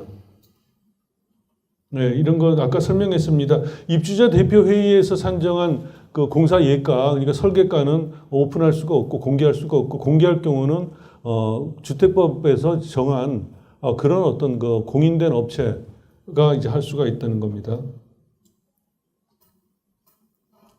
예, 이것도 그냥 넘어가기로 하겠습니다. 시방서에 대한 문제인데요. 이거는 시방서라고 하는 것보다는 여러분들이 실수하는 경우들이 있어서 한번 좀 말씀을 드리려고 합니다. 저도 현장 다니면서 이런 사례들을 많이 보거든요. 우리 한 뭐 10년 정도 되면은 아니면 5년 이렇게 되면은 그 도장공사 다시 하잖아요. 공용 부분에 대해서. 그럴 때 이제 계단이 대부분이 이제 무늬코트로 돼 있죠. 무늬코트에 재도장을 하는 경우 중도까지만 하고 끝내는 경우들을 좀 많이 봐왔거든요. 그래서 하는 겁니다. 그러면은 이제 이렇게 되는 거예요. 원래 무늬코트라고 하는 거는 하도, 중도, 그리고 상도라고 그래가지고 상도의 어떤 코팅 형태의 어떤 그 피막을 입히게 되거든요. 그런데 여러분이 맨눈으로 볼 때는 구분하기가 힘들어요. 그러니까 이 상도를 한 현장하고 하지 않은 거하고 딱 2개를 비교해 보면 아는데 그게 아니잖아요. 그러면은 우리 단지에 그러면은 저 상도 했나 안 했나 이렇게 볼 때는 아마추어가 보기는 쉽지가 않거든요. 엄밀히 보자면은 약간 그 상도람이 약간 맨질맨질하고 하는 질감은 나긴 나요. 그러면은 여러분이 판단하기 힘든데 그 사람들한테 이제 물어본다고 하면은 이 사람들이 했다고 말하는 사람도 있겠지만은 그냥 우리는 저 중도에서 끝나는 걸로 다 일반적으로 중도에서 끝납니다. 제도장의 경우는 이런 식으로 말한다면 여러분이 할 말이 없어져요. 왜냐하면 시방서가 없기 때문에 그래요. 그리고 내역서에 표기가 안 돼 있기 때문에. 무늬코트 칠하고 끝내버린단 말이죠. 그 중도까지 해야 되는 건지 상도까지 해야 되는지 표기가 안 돼 있다는 거예요. 아니면은 1위 대가에 상도, 중도, 하도라는 것이 1위 대가에 명쾌하게 나와 있으면은 그거 가지고서는 이렇게 근거를 삼을 수 있는데 그런 것도 없어요. 시방서도 없어요. 그러면은 이 사람들이 중도에서 끝내고서 손 털고 나가더라도 그 사람들을 대상으로 클레임을 걸 만한 어디 근거가 없는 거죠. 바로 그런 것들을 여러분들이 유념하셔야 된다는 거고, 그리고 이제 좀 더 구체적으로 무늬코트의 경우 상도까지 하는 것이 일반적인 어떤 겁니다. 만약에라도 중도에서 끝내려면은 상도에 해당하는 값을 제하고 발주를 해야 되겠죠. 계약서의 기성, 이것도 아까 제가 말씀드렸던 내용입니다. 그러니까 업체 쪽에서는 그냥 대충 눈대중으로 해가지고서는 나 70% 공사했으니까 기성 달라 이렇게 한다고 할 때 여러분들이 그런 것들을 기성을 정확하게 산정하거나 파악하기 힘들 경우라면 업체에 그대로 끌려갈 수밖에 없잖아요. 아니면은 나쁜 관리자가 되죠. 업체는 공사를 많이 했는데 돈을 조금 주는 거죠.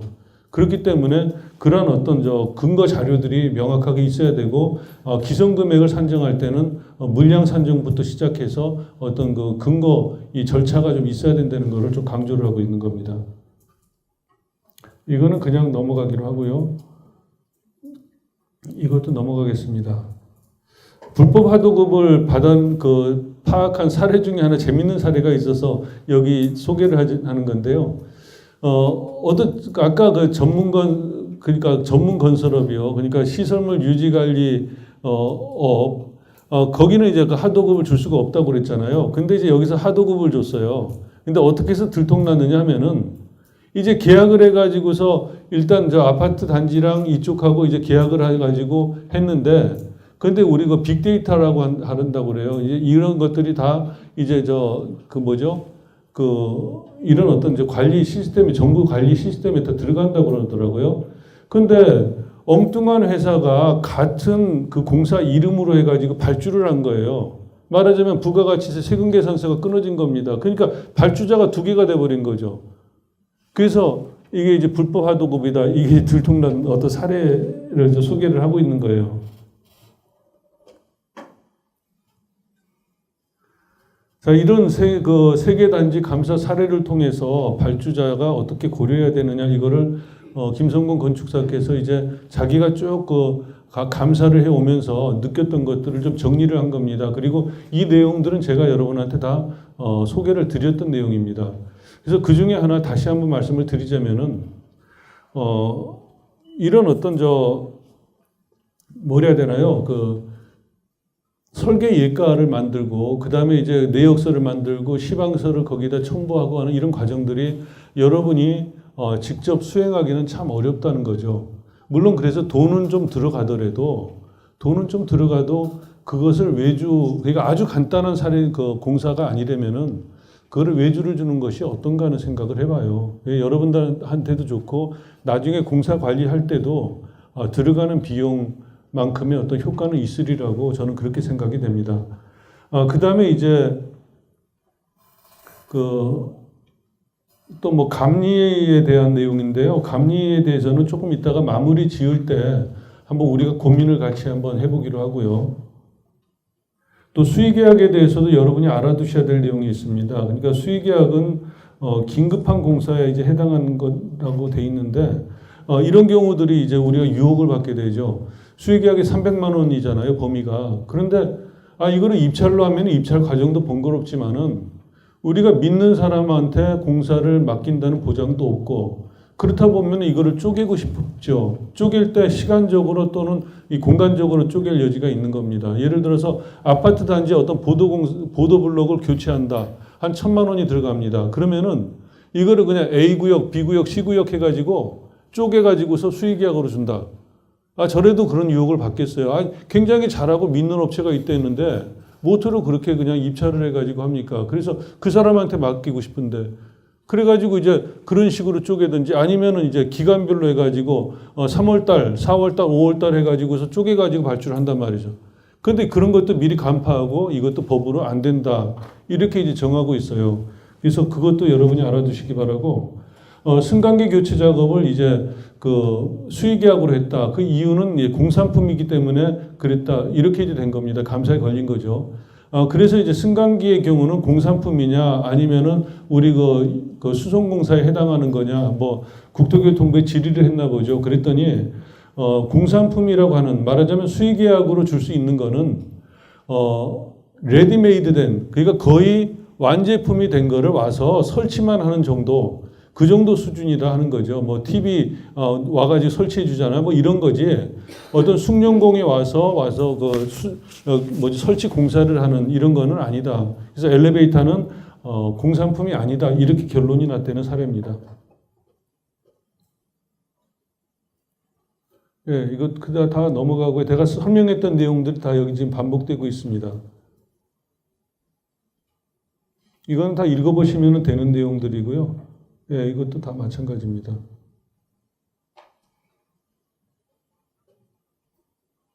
그렇게 설명을 하지 않아도 될 만한 내용들이라 바로 넘어가도록 하겠습니다.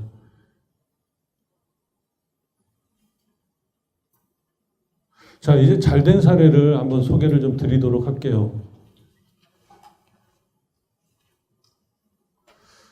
아파트 단지가 그러니까 동이 한 7개 동 15층이니까 500세대, 많으면 한 700세대 정도 되는 중규모 단지이고요.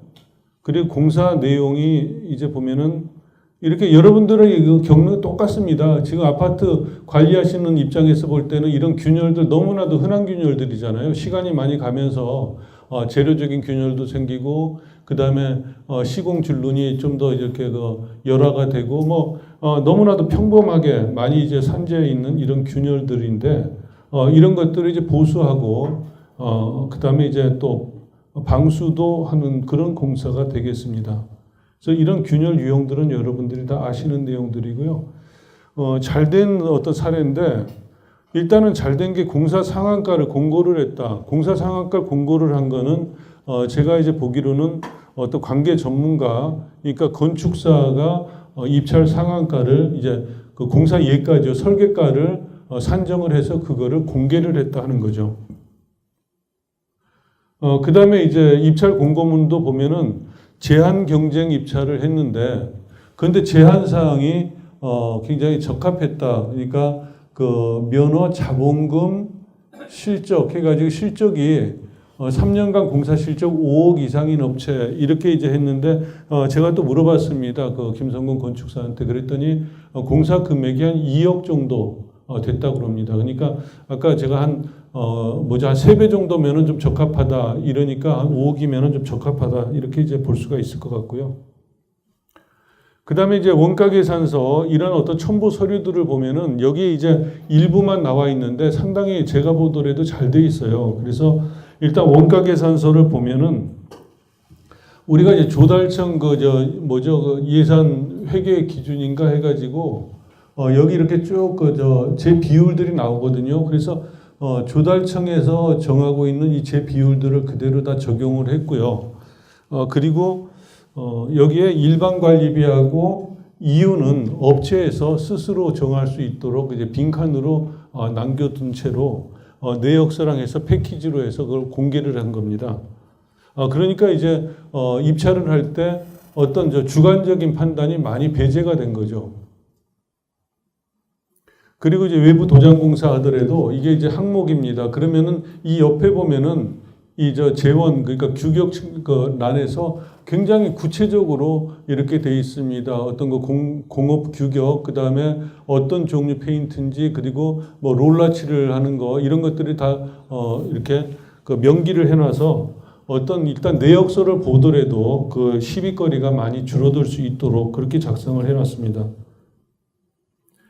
사용 시방서 우리 그 교재에 있거든요. 근데 이 교재를 보시면 되는데 제가 이제 교재 첨부된 이 사용 시방서를 보면서 상당히 잘 돼 있다 이런 어떤 느낌을 받았어요. 실은 이제 제 개인적으로는 해외 공사도 좀 많이 해보고 하다 보니까 눈에 차지는 않습니다. 워낙 해외 공사 같은 거는 그 시방서가 잘 돼 있어서요. 근데 우리나라 현실 가지고 볼 때는 특히나 우리나라 현실 중에서도 이런 어떤 유지 관리에 관련된 공사를 이렇게 지켜보면은 이 정도의 시방서를 가진 것도 굉장히 훌륭한 겁니다. 그래서 여러분들이 만약에 공사를 할 때 이 시방서를 참고하셔도 관리할 때는 별로 부족함이 없을 거라고 생각이 돼요. 그래서 꼭 참고를 하시기 바라고요. 자, 균열조사 현황도입니다. 이 현황도를 보면은 여러분들이 아마도 생각하는 바가 있을 겁니다. 직접 이런 현황도를 만들 수가 없을 거예요. 그죠? 아까 제가 말씀드렸죠. 어떤 이 균열 보수공사 같은 경우는 금액이 나오려면 물량이 나와야 되고 물량이 나오려고 하면 현장 조사를 해서 이런 어떤 그 조사 결과가 현황도로 나와야지 그래야지 균열의 유형별로 그래서 물량이 나오고 집계가 된다 이렇게 말씀을 드렸습니다. 근데 이런 일들을 하는 거는 여러분들이 할 수가 없기 때문에 이러나 저러나 외주를 주지 않고서는 힘든 그런 상황이라고 볼 수가 있겠죠. 자, 여기서 보면은 이제 그 공사할 때, 이 업체가 공사할 때 이렇게 이제 몇 명이 모여가지고서는 안전교육을 하고 안전구호를 외치는데 글쎄요, 저는 처음에 이게 연출된 거 아닌가 하는 생각을 했어요. 이게 대형 건설 업체에서 이제 공사 시작할 때 매일 아침에 이제 모여서 조회하고 안전교육하고 이렇게 구호를 외칩니다. 솔직히 저는 구호 자체를 외치는 게 별로 기분 좋지는 않아요. 그 일본 사람들이 주로 이제 맨날 이런 구호를 외치는데 우리가 그냥 그대로 너무 답습을 한 것 같아가지고요. 어쨌든 간에 이렇게 구호를 외치고 공사에 들어가는 것이 좋긴 하겠지만은 저는 이제 이런 보수공사 할 때 모여서 시작하기 전에 구호 외치고 안전교육하는 건 처음 겪어보거든요. 그래서 이게 연출된 게 아닌가 이런 생각도 해봤지만 어쨌든 간에 여기에 사진 자료로 남아 있으니까 이것도 참고로 하시기 바라고, 그 다음에 이런 어떤 그 일련의 자료들을 볼 때는 단지 아까 구호를 외치는 것뿐만이 아니고 여러 가지로 안전관리에 굉장히 신경 썼다는 걸 알 수가 있어요. 이게 이제 별거 아닌 것 같지만은 사실 이 공사하는데 이렇게 플라스틱으로 그 기성 제품으로 된 이런 공사 주의판 같은 것들을 비치해 놓는 데가 많지를 않아요. 그냥 한다고 한다면 노끈으로 쭉 묶어 놓고 거기다가 종이나 아니면 헝겊에다가 뭐 그냥 주의, 뭐 접근 금지 이렇게 써서 붙이지 이런 식으로까지는 잘 안 하거든요. 근데 굉장히 시스템화되어 있는 회사인 것 같다 이런 생각을 해봤습니다. 마찬가지로 이제 이 위에서 공사를 할 때 이런 어떤 그 안전 테이프를 가지고서 이제 접근을 금지하는 이런 조치까지도 취했고요. 또 하나 여러분이 중요시 생각되는 게 있습니다. 굉장히 중요한 내용입니다.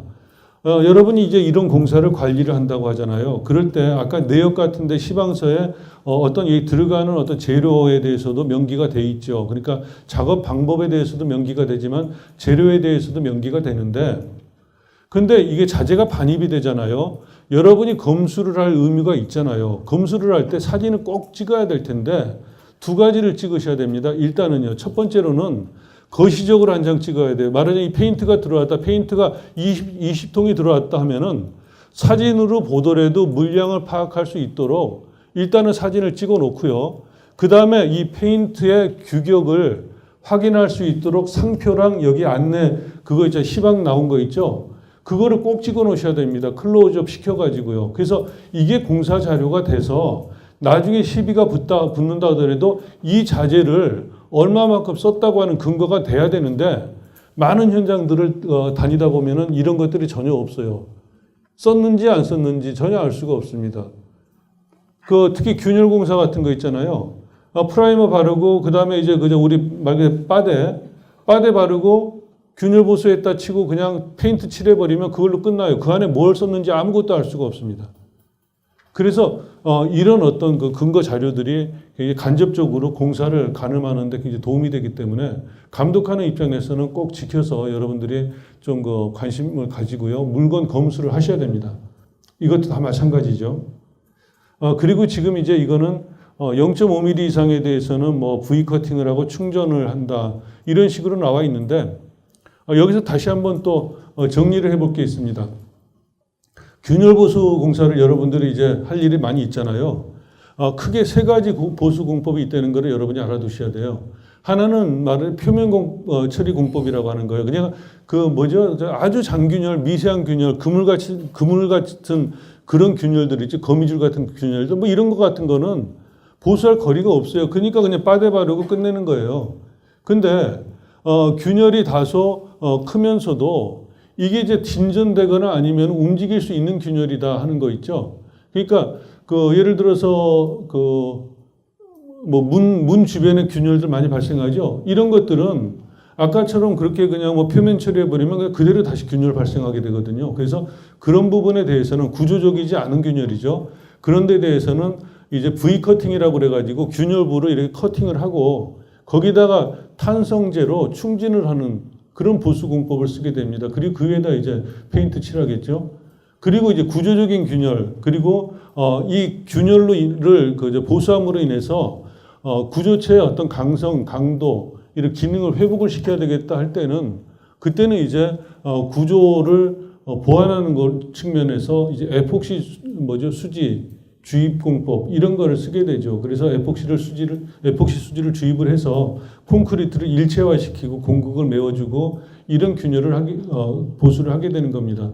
자, 이런 어떤 균열 보수 공법들이 있는데 이런 것들이 균열 맵, 말하자면 우리 균열 현황도 있죠. 거기에 구분해서 명기가 돼야 돼요. 그래서 이 공사하는 사람들이 그걸 보고서 어떤 부분의 균열을 어떤 보수 형태로 보수한다, 어떤 형태로 보수한다 이런 걸 알고서 들어가야 되는데 그렇지 않고서 그냥 그대로 놔뒀을 때는 이 사람들이 대충 그냥 뭐 빠대치라고서 그 페인트 발라버리면은 그 나중에 이제 알 방법이 없어요. 시간이 한 6개월 지나면 이제 알 수가 있죠. 왜냐면은 다시 균열이 발생하니까요. 그래서 그런 것들을 여러분이 좀 그 관리를 잘 하셔야 될 부분입니다. 그리고 이거는 롤라칠을 했다는 그런 그 내용입니다. 근데 롤라칠을 하는 거하고 이 우리 스프레이를 해서 도장하는 거랑은요, 사뭇 다르다는 거죠. 스프레이를 하는 경우하고 롤라칠 하는 경우는 스프레이는 싼 대신에 이 도막 자체가 그렇게 견고하지 않아서 그래서 이제 내구성이 좀 떨어진다. 그러니까 제대로 칠하려면은 그 롤라칠을 하는 걸로 그렇게 하시는 것이 좋다는 겁니다. 네, 그다음에 이제 안전관리를 또 이제 철저하게 했다 그러는데요. 여기서 또 이제 여기 내용하고 조금 별개로 여러분한테 안전관리할 때 주의해야 될 거는 좀 생각해 보도록 하겠습니다. 저한테 그 안전 쪽의 강의를 들으신 분은 아마도 기억날지 모르겠는데 아파트에서 이런 그 균열 보수 공사나 도장 공사하고 아니면은 그 외부 그 창호 코킹 공사 이런 거 할 때 줄타기 하잖아요. 요새 이제 우리 그 대형 건설업체에서 외부에 그런 작업을 하게 될 때는 일단 장구 검사를 하게 됩니다. 그래서 외줄을 타기 한 장구 줄을 하나만 가지고 오면은 집에 보내버려요. 작업 안 시켜요. 왜냐면은 그 줄을 타고 작업하다가 끊어져 버리면 그 사람 추락이에요. 죽는 거잖아요. 그래서 그거를 막기 위해서 꼭 보조 로프가 있는지를 확인합니다. 그래서 외줄 타기 하지 않고 보조 로프가 있어가지고 혹시 이게 끊어지더라도 보조 로프가 그 사람을 살려주기 때문에 그런 장구를 갖춰야지 시공을 하도록 하는데, 근데 이제 우리 아파트나 아니면은 이제 좀 작은 건설 현장에서는 그렇게 잘 안 하고 있거든요. 그래서 여러분이 가능하면은 그런 안전 측면에서도 그걸 좀 점검을 해주면 좋겠습니다. 네, 이런 것들은 다 넘어가기로 하고요. 네, 아까 제가 이런 식으로 사진을 찍어 놔야지 어떤 재료가 들어왔고 물량이 어느 정도 들어왔고 이런 게 다 알 수가 있는 거예요. 나중에 어떤 시비가 생길 때는 굉장히 그 중요한 내용이 되겠습니다.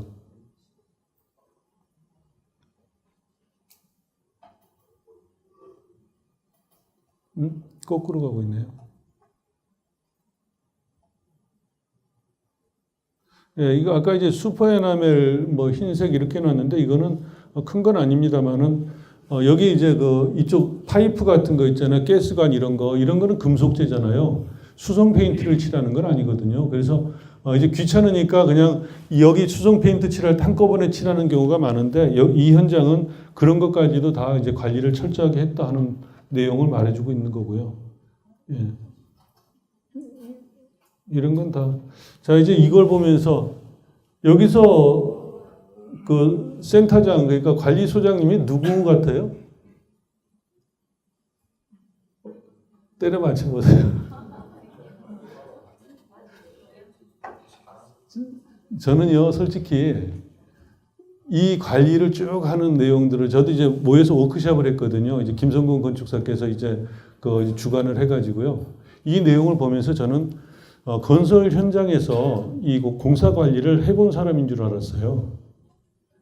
저는 그렇게 너무 이제 프로페셔널했어요. 그래서 분명히 여기 두 번째, 네 번째 분은 아닌 것 같다. 첫 번째나 세 번째 분인 것 같다 했는데 두 번째 분이래요. 여자 소장님이라는 겁니다. 야, 여자 소장님이 이렇게 관리할 수가 있을까? 정말 대단하다고 생각을 했어요. 그렇다 보면 여자 소장님이 경험이 없는데 어떻게 했을까? 아마도 제 생각에 확실한 거 하나는 있습니다. 엄청나게 노력을 했을 거고요. 엄청나게 고민했을 거고 아마도 그냥 가정을 포기할 정도로 야근도 많이 했을 것 같고 그렇지 않고서는 이렇게 관리할 수는 없을 것 같아요. 여러분이 할 일이 얼마나 많습니까? 이제 인사, 노무, 회계 뭐 별의별 걸 다 챙겨야 되는데 이것까지 이렇게 한다는 거는 보통 일이 아니거든요.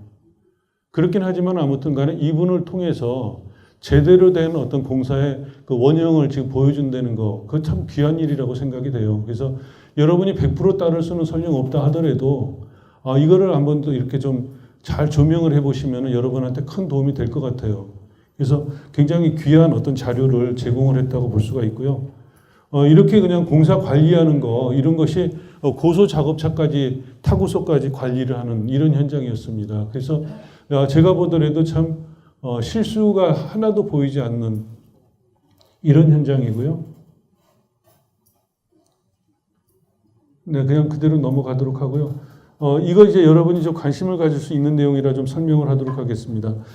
일단 여기 있는 타일을 다 제거하고요. 그리고 우레탄 방수로 바꾸는 공사입니다. 그래서 일련의 과정들을 한번 여러분이 보시면은, 자, 이제 타일을 깨내죠. 그리고 이거를 이제 잔재 쓰레기 처리를 하게 됩니다. 그럼 바탕면이 거칠거칠하고 안 좋으니까 이거를 다 그라인딩해서 갈아내게 되고요.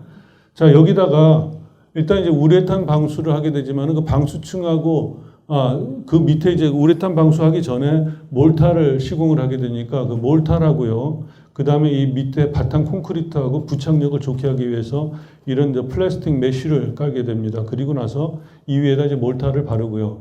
몰타를 이제 양생이 된 다음에는 이제 우리 말대로 하도 칠이죠. 그러니까 프라이머 칠을 하게 되죠. 그리고 프라이머 칠한 다음에 그리고 이제서야 중도 칠을 하게 됩니다. 중도는 아까 말씀드렸듯이 2번 한다고 그랬잖아요. 이제 한 번에 3mm 낼 수가 없으니까 2번을 하게 돼서 한 번 하고요. 그리고 나서 이제 어느 정도 마른 다음에 여기에 이제 발생하는 균열 또는 공사상 하자 또 이렇게 하다 보면 이제 블로홀이라고 이렇게 공기방울 같이 이제 솟아나는 거 이제 기포 이런 것들을 좀 제거하고 그리고 보수한 다음에 이제 중도 2회를 칠하게 됩니다. 이렇게 해서 한 3mm 정도 되는 우레탄 방수를 하게 되고 그리고 나서 이제 이 탑 코팅 그러니까 상도 칠을 하게 되는 거죠. 이 과정을 이제 거치게 된다는 걸 여러분이 알아두시기 바라고요. 예, 이렇게 해서 이제 뭐 품질 검사까지 다 했고 보관소리 완벽하게 다 있었다는 거고요. 그 다음에 이제 여기서 아까 원가 계산서 할 때 뭐 안전관리비 같은 거 뭐 이런 것들 그다음에 노인 장기 요양보험료라든지 이런 거는 정산을 하도록 그렇게 이제 계약서에 또 명기를 해놨어요. 그래서 이제 쓴 거를 정산을 해가지고 남은 금액은 반납을 해라. 이런 어떤 공문까지 보내게 됐습니다. 완벽하게 이제 공사 종료를 하게 된 거죠. 그리고 여기 이제 서류도 이런 식으로 서류철에다가 딱 그 파일을 해놨어요. 저도 이제 감사라든지 어떤 이런 것들을 종종 나가는 편입니다. 요새 외부 활동이 많지 않은 좀 줄여가지고 요새 덜한데 이 막 다닐 때 보면은요, 딱 서류를 가져오라고 할 때 그때 그냥 주섬주섬 찾는 것보다 이렇게 딱 파일링 돼 있어서 이 파일 통째로 딱 가지고 올 때 벌써 이미지가 달라져요. 굉장히 호감이 갑니다. 그러니까 여러분들이 큰 거 아니라 하더라도 이렇게 관리하면은 혹시 나중에 감사가 온다 하더라도 아마도 굉장히 큰 도움을 받을 수 있을 겁니다. 그리고 예, 이거는 이제 그 기와 교체 공사를 하는 건데 이런 거를 이제 이런 식으로 교체하는 겁니다. 그래서 굉장히 하기 쉽지 않은 공사임에도 불구하고 이렇게 설계 도면이요 상당히 잘 돼 있었어요. 이런 상세도까지 잘 돼 있어서 무사히 공사를 마쳤다는 그런 어떤 사례입니다. 자, 일단 여기까지 보여드리고요. 마지막으로 한번 정리하고 끝내도록 하겠습니다. 이제 여러분들이 이제 공사 관리를 합니다. 이제 업체까지 선정이 됐어요. 그리고 아까 제가 강조했듯이 모든 자료들은 또 다 마련을 했습니다. 외부 업체, 외부 영역기관에 의뢰를 해가지고 또 이제 그런 설계 예가랑 이런 어떤 그 시방서, 내역서 이런 것들을 굉장히 충실하게 만들었습니다. 그런데 공사를 할 때 공사하는 사람들이 제대로 하는지 안 하는지 감독을 해야 되잖아요. 감리를 하면 참 좋겠다 이런 생각을 해보죠. 근데 제가 추천드리고 싶은 건 이거예요. 감리요. 파타임으로 부분 감리하는 거는 별로예요. 정말 별로입니다. 특히나 이제 좀 장기 공사는 가능한데 굉장히 뭐 한 달, 2달, 석 달 이렇게 가는 단기 공사는 그 사람들이 일주일에 2번 와가지고 봐준다. 2번 와서 봐준다 하더라도 아마도 한 300만 원, 한 달에 300만 원꼴은 최소 줘야 될 거예요. 근데 와가지고 일주일에 2번 와서 제대로 보고 갈 수가 없어요. 와가지고 잠깐 보고 가지만은 나머지 동안에 공사는 거의 다 이루어져 있거든요. 단지 그것은 감리가 아니라 공사 지도라고 보는 게 낫습니다. 그렇다면 감리를 한다고 한다면 거기서 그래도 상주를 하거나 상주에 준하는 그런 노력이 있어야 되는데 그렇다면 아무리 못해도 500에서 100만, 1000만 원은 줘야 될 건데 그것도 비용이 부담이 만만치 않잖아요. 그죠? 근데 그런 것들은 우리 입주자 대표랑 잘 상의를 해서 하시기 바라고요. 감리를 기왕에 이렇게 감리를 쓴다고 한다면은 감리도 정말 솔직하게요. 그 이런 제가 작은 공사의 현장에 와서 감리를 한다고 한다면 능력이 안 되는 사람들 참 많아요. 그럴 때 어떻게 해야 되냐. 제가 어디 현장 다니면서 감리 그 검측 기록을 달라고 가져오라고 하는데 제대로 된 현장 많지 않더라고요. 여러분이 만약에 감리를 쓴다면 꼭 명심하실 건요. 감리로 하여금 감리 계획서를 꼭 제출하도록 하십시오. 감리 계획서에 뭐가 들어가야 되냐면 검측 위치, 검측 시점, 검측 그다음에 방법 꼭 들어가야 됩니다. 언제 어떤 공사의 어떤 부분에서 어떤 방법으로 검측을 하겠다. 이게 꼭 들어가야 되거든요. 그게 이제 검측 계획서잖아요. 그리고 나서 검측을 한 후에 검측 그 보고서 꼭 제출을 받으십시오. 그리고 공정 사진까지요. 그렇게 여러분이 관리하면은 감리도요. 그래도 훨씬 더 낫습니다. 그러니까 여러분이 감리에 대한 감독을 잘하면은 공사를 훨씬 더 용이하게 할 수 있거든요. 그거를 좀 명심하시기 바라고. 지금 저 시계가 49분인데 우리 시계로 45분 조금 안 됐나요? 예. 그래서 일단은 시작할 때는 이 손목 시계로 하고 끝날 때는 저 시계로 하고요. 예. 그렇게 해야 될 것 같습니다. 아무튼 간에 여러분 제가 그 계약에 관련된 거는 솔직히 전 기술자이기 때문에 그렇게까지 잘 모릅니다. 그렇긴 하지만 그래도 경험이 있고요. 그리고 특히나 공사 관리하거나 어떤 기술적인 사항들은 여러분들이 혹시 필요하다면은 저한테 문의 주시면은 제가 또 성심껏 답해드리기로 하고요. 좀 상당히 좀 지루하고 말도 느리고 졸리고 하셨을 텐데 그래도 이렇게 또 잘 호응해 주셔서 감사합니다. 이걸로 마치겠습니다.